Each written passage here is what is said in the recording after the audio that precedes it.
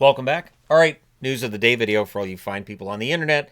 It is Saturday. It is November the 15th. We'll go ahead. We'll start at the top of the board. That is normally how these things work. Troy Stecher, as I mentioned in the Toronto video I did today, he was claimed on waivers by the Leafs. They've also placed Stolars on IR. So a lot of moving parts right now for the Toronto Maple Leafs as they try to pull themselves out of this losing streak they've been on. And we'll see if they're able to get that done today against the Chicago Blackhawks. Yeah, that's going to be an interesting one. Should be a fun game. Jack Hughes. So this is just how things work with Jack Hughes. It's freak injuries. It's freak injuries. If your name's Hughes, there's probably a freak injury. In your past, your present, whatever. He's had surgery on his finger. He'll be reevaluated in 6 weeks. It looks like 8 weeks is the time frame where he's likely to return. But if he's reevaluated in 6 weeks and it was pretty good, yeah, but it had to be pretty major surgery on his finger. Had to be. Apparently it was cut during a team dinner, so it sounds like it's one of those steak knife type cuts, which I've had. I have a scar on my finger, which is a lot harder to see now than it was years ago, but yeah, I cut myself with a steak knife. That was a fun day. What a good day. And then, by the time I got through the emergency room and everything, it had stopped bleeding, so they just put the glue on it and sent me home. Anyways, so Jack Hughes is going to be out for a while. And it's a freak thing. It's just how it works with certain players. You get freak injuries. I don't know. The name that comes to mind is Sammy Salo for me. So with Jack Hughes out for the next 2 months, that is going to test the New Jersey Devils. Keep in mind that with Jack Hughes out for these past playoffs, you could see how it just took the starch out of their attack. There just wasn't a lot there for New Jersey when Jack Hughes was out. He really drives that offense. So they're going to have to figure this out over the next couple of months. The good news being, at least then he comes back in a couple of months and they can start, getting some momentum towards the playoffs at that point in time. But let me know your thoughts, Devils fans, on Jack Hughes being hurt again and all of that. But it looks like it'll be 8 weeks before we see him back in their lineup. Good news for Buffalo fans. Rasmus Sandin has returned from his personal leave. So hopefully this means that his fiancée is doing perfectly fine. And Dahlin being back for the Buffalo Sabres is only a positive. I like Dahlin a lot. At times he gets overrated a little bit when he's on those hot streaks. But I do think he's underrated plenty of the time as well. Because he plays for a Buffalo team that struggles to make the playoffs. They struggle.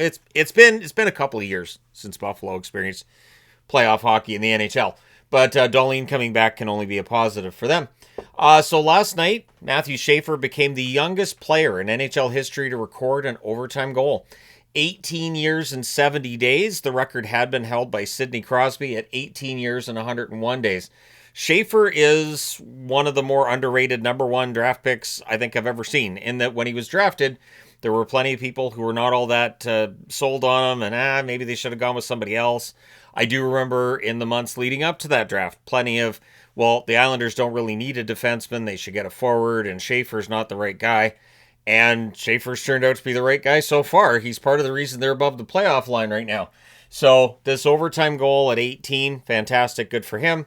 And he has been exactly as advertised. I'm starting to think after both Celebrini and Schaefer have, I think, overachieved above what was expected of them. I think maybe we should start respecting these number one draft picks and realize this guy could be a superstar, even if the general consensus is they won't be. And I say that because while Celebrini was considered to be very good his draft year, I don't think he was expected to be as good or better than Battered. And Schaefer certainly wasn't expected to be doing this in his rookie year either. So it makes it a lot of fun to watch, doesn't it? Yesterday, and the NHL puts this up, and I think, wait a minute. Okay, so they're saying that yesterday is the first time in NHL history that all games have required extra time. All of them have gone to overtime. And my first thought was, there hasn't been a single day where there's one NHL game and it went to overtime. So I guess it's multiple games, and how many multiple? It didn't get into the specifics on it. So it does lend itself to this idea that the league is very even. We have a lot of parity. I've discussed that recently. And so you guys can let me know your thoughts. I think there's other reasons for it as well beyond the parity.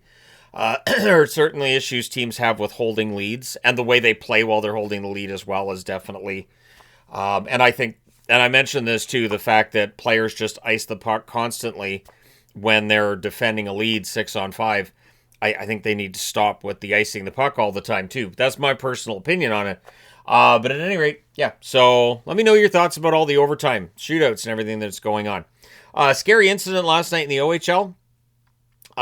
Brampton's Luke Draguska, yeah, suspended indefinitely by the league for a baseball swing at the head of Brady Blasig. So, it's one of those ones that when you see it from a certain angle, you go, I don't know, that doesn't look that bad. From another angle, he does not look great. I did see a comment on social media too from somebody being like, oh, the way the sticks are now, it doesn't even hurt. He was bleeding all over the ice. What are you talking about? So I think the visual of a player being down and the amount of bloodshed on the ice is definitely part of the reason that we're seeing the indefinite suspension. I saw comments under that too of this should be for the whole year. He shouldn't be back. And honestly, I thought about this from an NHL perspective of, we do see baseball swings in the NHL. They don't normally connect. And my issue's always been, if it doesn't connect, the Department of Player Safety goes, nah. Sort of like, if you're out and you threaten people and you don't do anything, then that's not a crime. I'm kidding. But at any rate, it was an ugly baseball swing. Apparently, and if you watch the play, Draguska is upset because of a hit he took into the boards, kind of an awkward hit. And so he's going back at Blasig I think he was looking for a fight, but he decided to pull the stick across his face or his ear instead. So, at any rate, let me know how long you think he should be suspended for, because it's an ugly incident. And the Canadian Hockey League frowns upon these kinds of incidents. So, yeah, it'll be interesting to see just how long he is suspended for. Tampa. Nobody's suspended for Tampa, but nobody's playing for Tampa today against Florida. I don't know how this is going to affect the game that starts in about an hour's time here. Cirelli, not playing. Hagel, nope. Holmberg, nah. James, nope. Paul, nope. Hedman, nah, he's not playing. McDonough, nope. It's like a preseason, basically, where they're just resting everybody, but they're not because they're all injured. So they're not playing today against Florida. Tomorrow, Tampa's playing against Vancouver. My guess is they're all back tomorrow against Vancouver. But say that as a Canuck fan, right?